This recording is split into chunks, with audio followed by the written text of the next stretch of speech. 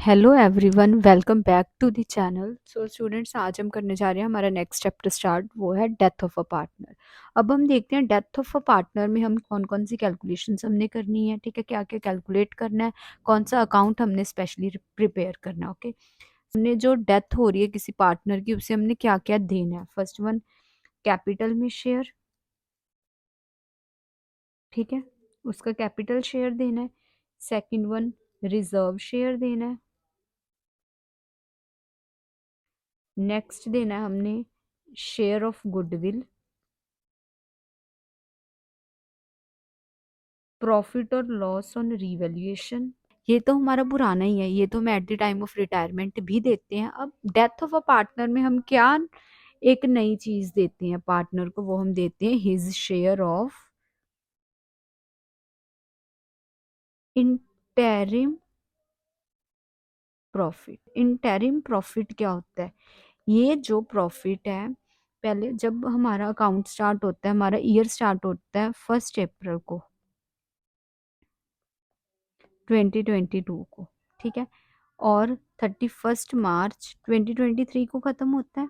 Okay, कोई भी partner हमारा रिटायर होएगा, या तो होएगा वो 31 मार्च को, या तो होएगा वो 1 अप्रैल को।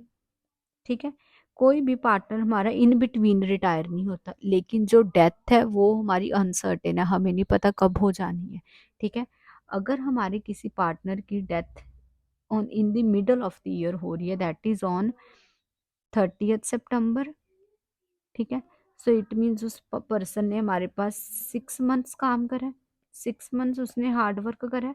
उस हार्ड वर्क को हम उसको पे ऑफ करेंगे in the form of profit which is known as interim profit. ठीक है, उसे हम उस 6 महीनों का प्रॉफिट देंगे। अब यहाँ पे एक और बात भी देखने वाली है, हमारा जो प्रॉफिट है वो तो हमें 31 मार्च को ही पता चलता है, तो फिर हम 6 मंथ्स को तक कैसे हम कैलकुलेट कर सकते हैं? इसके लिए हमारे पास 2 केसेस हैं। हम कैसे करेंगे calculation of interim profit?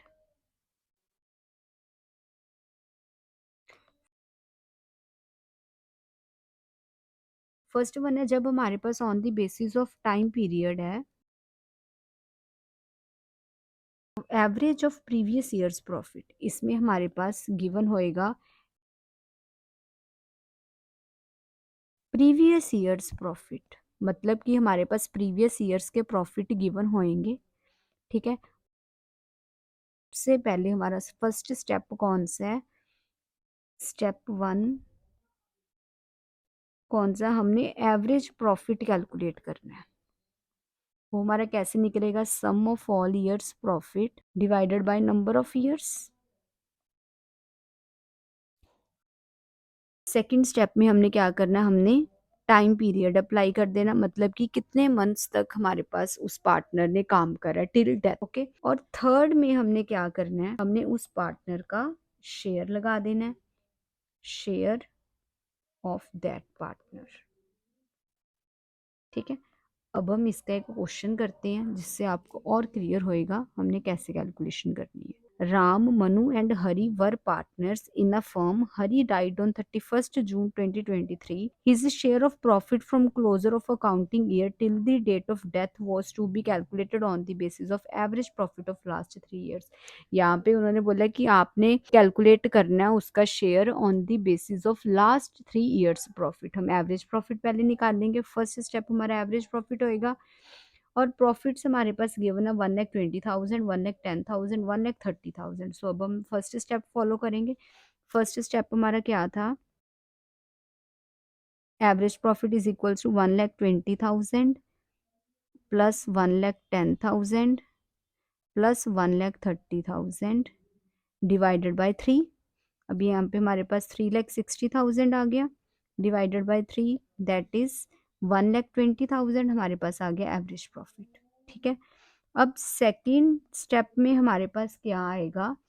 Second step में हमने टाइम पीरियड अप्लाई करना। उसकी डेथ हुई है 31 जून को। ठीक है, अप्रैल मई जून 3 मंथ्स उसने काम करा है। ठीक है, 1,20,000 into time period 3 by 12 months, वो हमने लगा देने हैं। यहाँ पे हमारे पास आ गया 10,000 दैट इज 30,000। अब क्वेश्चन में हमारे पास रेशो नहीं गिवन, इट मीन्स हमारी इक्वल रेशो है पार्टनर्स के बिटवीन। अब यहाँ पे हमने पार्टनर का शेयर अप्लाई कर देना है 30,000 इंटू 1/3 दैट इज 10,000 उस पार्टनर का शेयर हो गया till the date of death from the beginning of the year, उस ईयर की स्टार्टिंग से लेके at the time of till death. ठीक है, 10,000 उसको शेयर मिलेगा प्रॉफिट का। ओके, अब इसका हम नेक्स्ट कंसेप्ट देखते हैं। Next, on the basis of turnover. Turnover means की सेल्स के ऊपर डिपेंड है। हमने पिछले ईयर की सेल्स देख लेनी है, हमारे पास क्या क्या यहाँ पे गिवन होएगा। हम फर्स्टली उसका फॉर्मूला देखते हैं। अब हम इसका भी एक क्वेश्चन करते हैं जिससे आपको और क्लियर होएगा।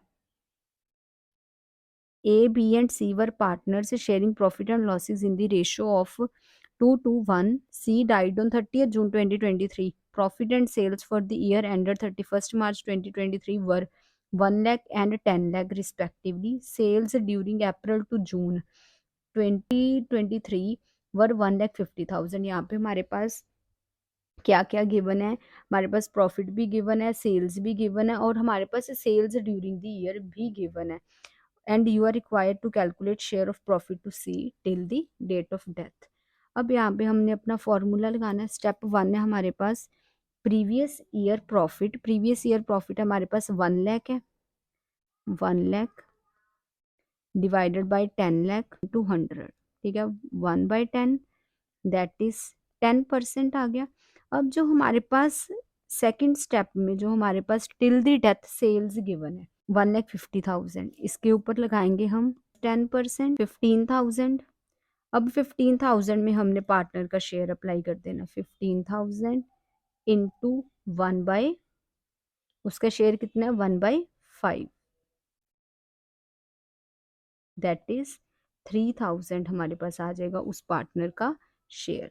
ठीक है, 1/5 हमारा सी डाइड हुआ है। ठीक है, 1/5 हमने शेयर लगा दिया, 15,000 इंटू 1/5 इज इक्वल्स टू 3,000। जो हमारा डाइड पार्टनर है उसका टिल दी डेथ कितना शेयर बन रहा है।